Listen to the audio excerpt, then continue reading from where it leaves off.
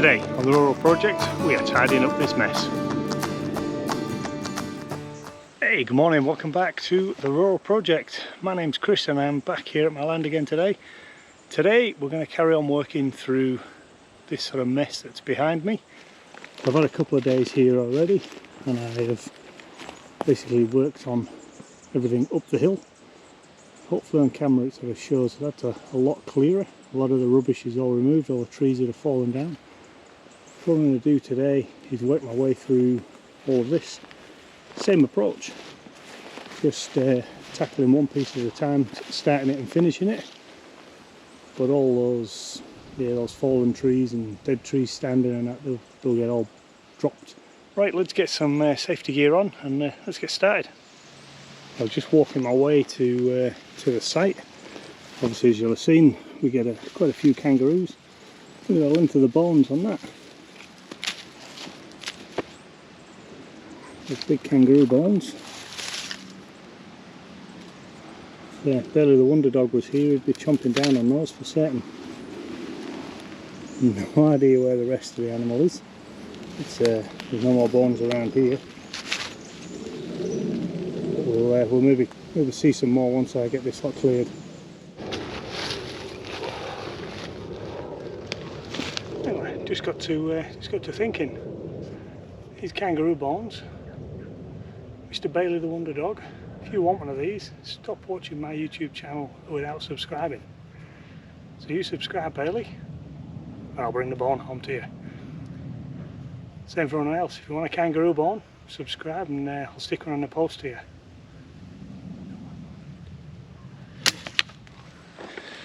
So, first thing to come down is this old dead tree. So its natural lean, it'll fall into the hill, just missing those tin sheets.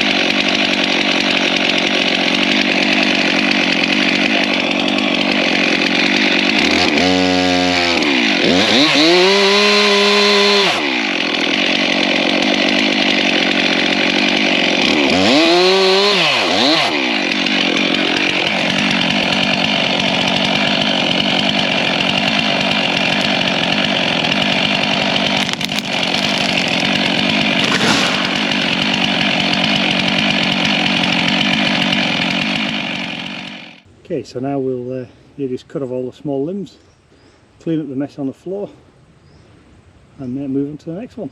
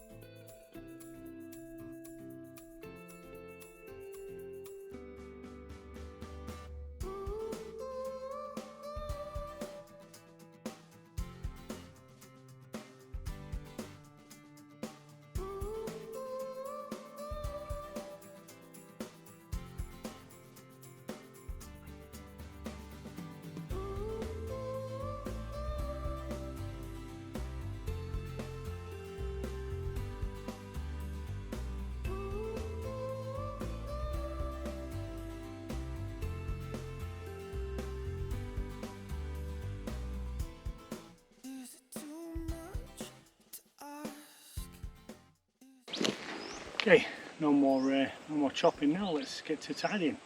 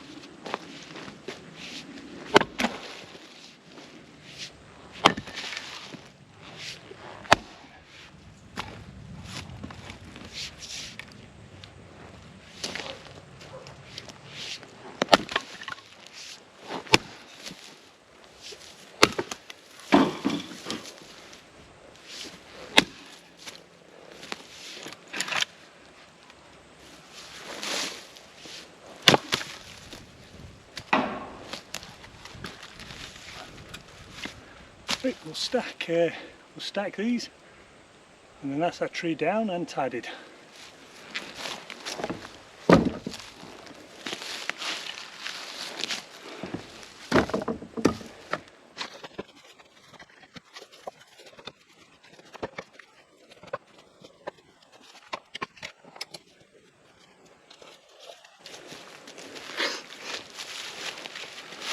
Okay, and then the last one to put in the pile.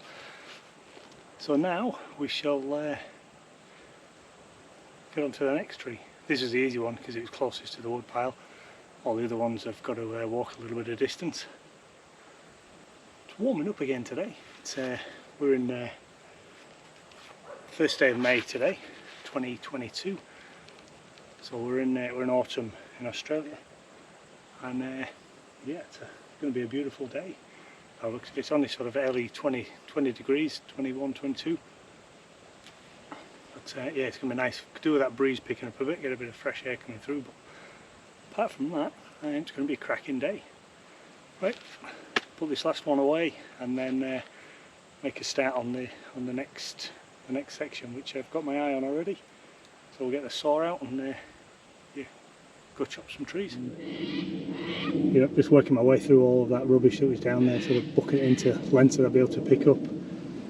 So I managed to throw the chain, nothing spectacular. Brought it back here just to put it back on again, and what's happened to the cog? I think they'd call the drive cog, but there's a whole piece missing out of it now, which is first time that's ever happened to me before. Oh, let's have a look, see if I've got any spares. Pretty certain I don't. We'll have a look. Little box of tricks that I can carry with me. Oh, I do have one. Oh. 387, 387. Right. Let's see if I can pop that circuit off.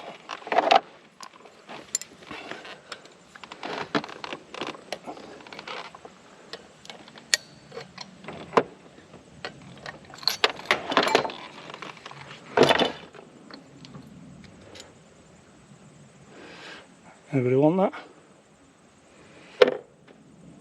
So that's the question, is that something that happens? These things break? I know they wear out, but didn't realise they actually broke. I've never heard of that before. And I suppose when the chain comes off, who knows what sort of load gets applied.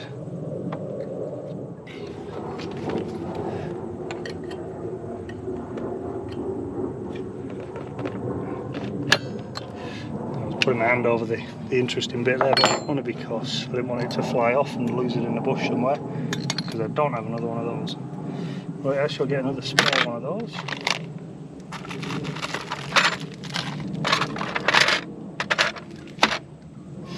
I'm thinking of swapping out the spikes on this as well. The 362 it just bites and digs in too much.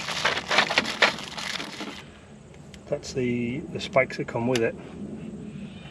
You can see these ones that I've got on are much more aggressive, and I think that's actually a problem. While I'm here, I'll do that. I'll swap that out because it is something that's been annoying me quite a bit. You'll hear it when I'm using the saw. This thing quite often just grabs and stalls, and I'm sure it's these dog spikes are so big and aggressive there's no give on them. So we'll get this swapped out and bring you back.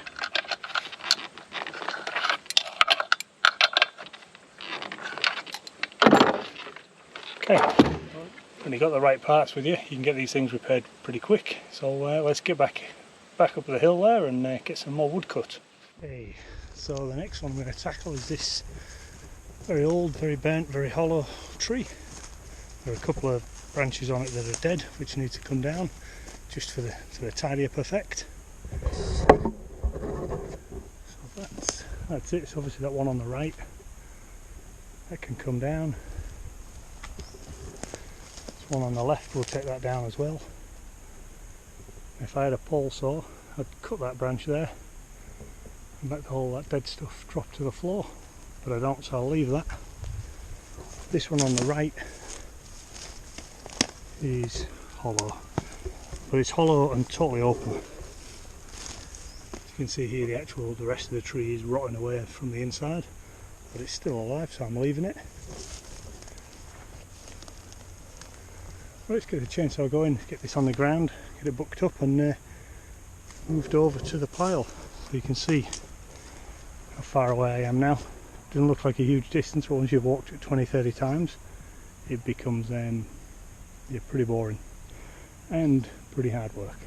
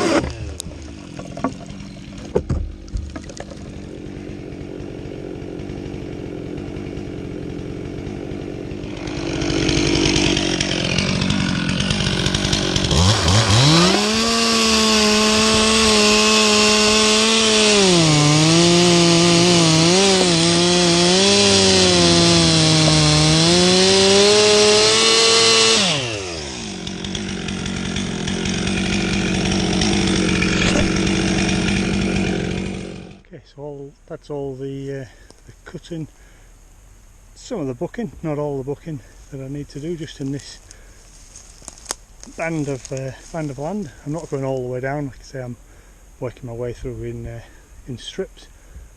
So now it's time for me to do a bit of farm fit. So backwards and forwards to the wood pile now, carrying these. There's a couple of them that I might get the capstan winch onto, but the majority are just too small. So it's not really worth it. I'll just do multiple trips.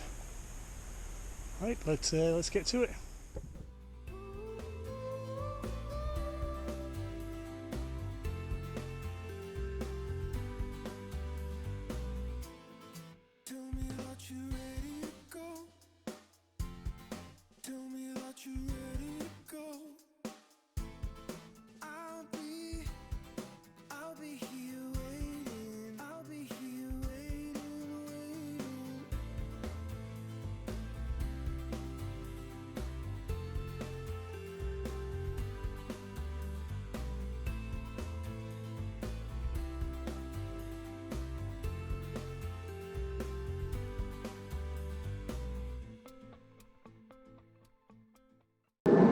Right, well, you get the idea.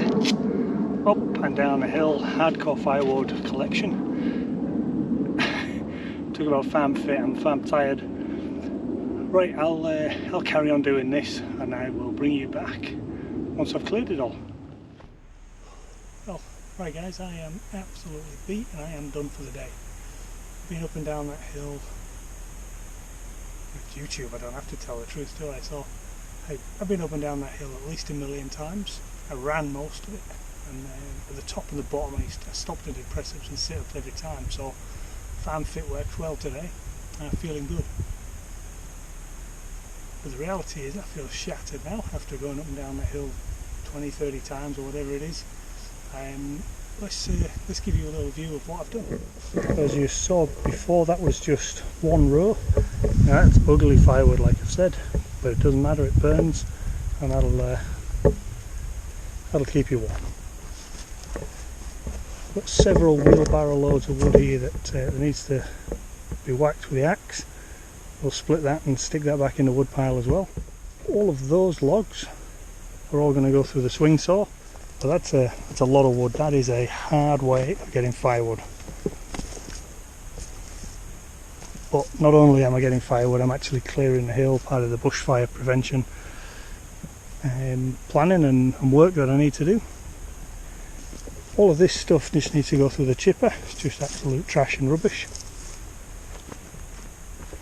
I could burn it, but to be honest, by the time I start loading all that into a trailer to take it somewhere where I can burn it, I might as well throw it through the chipper. Right, okay, so as you see, basically I kind of drew a line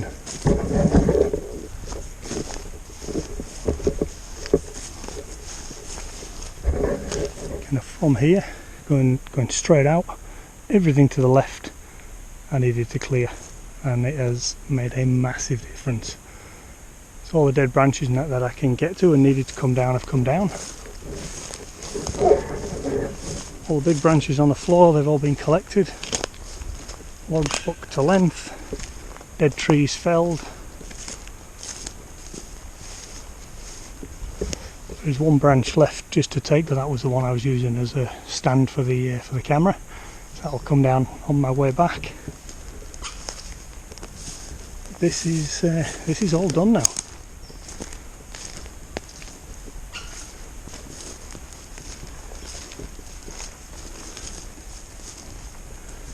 It gives you an idea of the difference if you've got sheep on your land or not.